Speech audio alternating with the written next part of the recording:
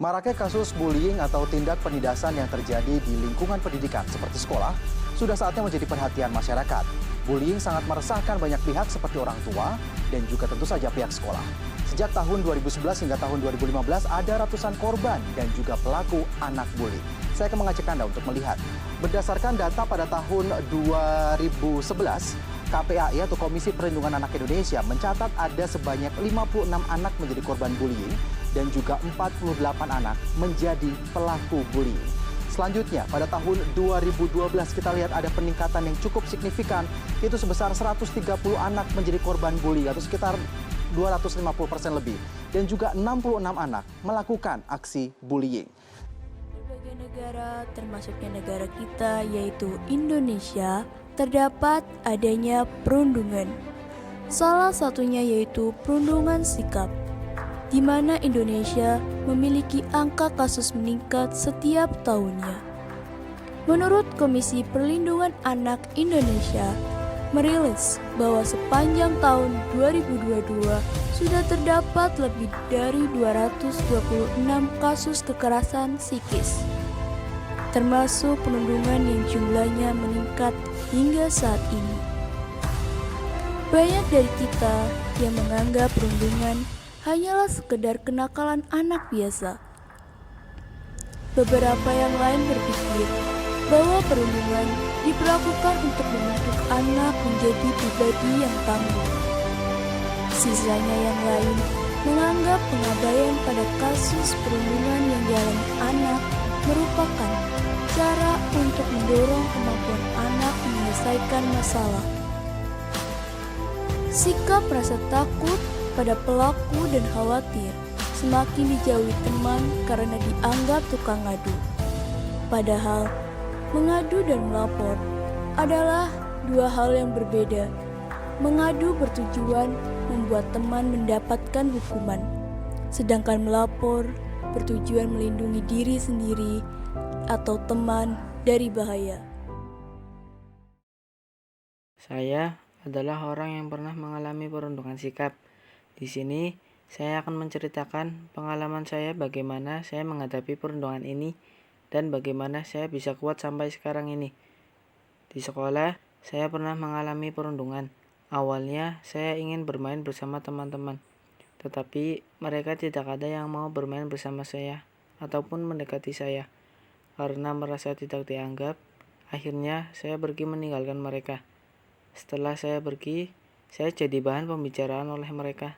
Bukan hanya itu, saya juga sering diejek oleh mereka dengan berbagai perkataan yang membuat saya sakit hati. Mereka mengolok-olok saya dengan perkataan yang tidak pantas, sehingga membuat saya tidak nyaman dan tidak tenang. Mereka juga menghasut beberapa orang agar tidak berteman dengan saya, dan berusaha menghasut beberapa teman agar tidak bermain bersama saya. Ya, tindakan itu sering saya dapatkan, tapi saya tidak terlalu sering menghiraukannya. Saya hanya fokus memperbaiki diri saya dan mulai mencari teman yang bisa saling support satu sama lain. Terkadang banyak dari perkataan mereka yang masih terbayang-bayang dan mengganggu pikiran. Tapi sekarang saya sudah tidak mendapatkan perundungan sikap seperti ini. Ya, mungkin sedikit ada tapi tidak terlalu sering seperti dulu. Perundungan sikap ini bisa menjadi pelajaran buat saya bahwa tidak semua apa yang kita lakukan itu dapat disukai oleh orang lain. Jadi, tidak perlu memikirkan apa yang mereka bicarakan dan jadilah diri sendiri serta jangan lupa mencintai diri sendiri. Seperti yang kalian lihat, perundungan bukanlah hal yang membuat kita keren karena bisa menindas yang di bawah kita. Tidak semua kekejaman tersebut dalam bentuk memar secara fisik, melainkan terluka dalam hatinya dan keadaan itu sungguh berbahaya sekali. Kalian harus tahu, apa saja sih macam-macam perundungan sikap.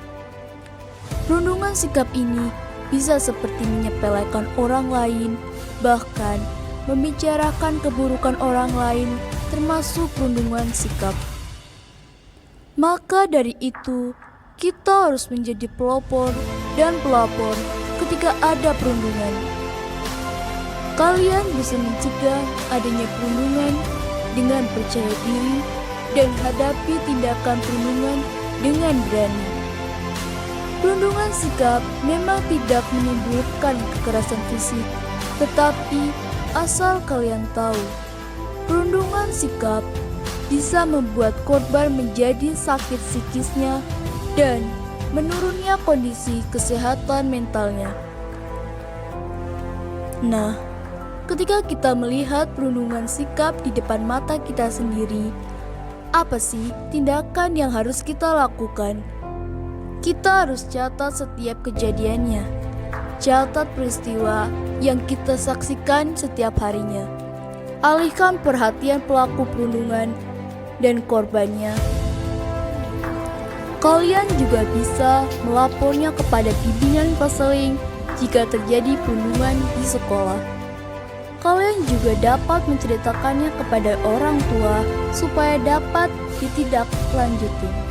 Dari video yang kami sampaikan, kita dapat menyimpulkan bahwa apapun tindakan perundungan dan dimanapun perundungan terjadi, itu tidak bisa dibenarkan. Bullying merupakan tindakan yang disengaja maupun tidak disengaja, tetapi dengan jelas membuat ketidaknyamanan. Melalui video ini, diharapkan dapat memberikan informasi dan menumbuhkan empati di lingkungan sekolah untuk mulai bersikap peduli terhadap masalah verbal perundungan. Menyadari potensi mereka untuk menghentikan permasalahan perundungan ini dan mulai bertindak untuk menghentikan perundungan di lingkungan masyarakat, terutama di lingkungan sekolah.